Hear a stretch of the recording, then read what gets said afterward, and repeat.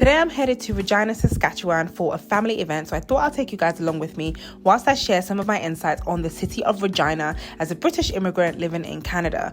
First of all, a few interesting facts. Canada has the second largest landmass in the world, so in order to get across provinces, you have to fly in most cases.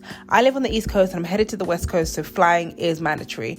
There are also at least 4 different time zones in Canada. That is so wild.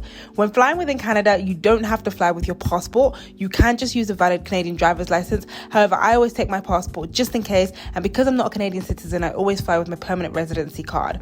I got to meet up with my career mentor whilst I was in Regina, and I love being able to have someone I look up to in the pharmacy industry, someone I can talk to about my goals and run some of my ideas by. Get yourself a mentor if you do not have one yet. One of the things that stood out to me about the city of Regina is how peaceful it is. Getting around is so easy, no crazy Toronto style traffic. The housing market is so much cheaper. Medical professionals also earn a lot more here than you can earn in Toronto. There are a lot more Indigenous communities here, and I think it's just so great to be surrounded by the original owners of the land and learn and understand their culture. Regina is usually not as popular as other areas in Canada when it comes to immigration, but honestly, I think it's such a great place for young families and people who really don't like huge city vibes. I had a great weekend surrounded by great family and friends, and I feel well rested and ready to go back to the hustle and bustle of Toronto.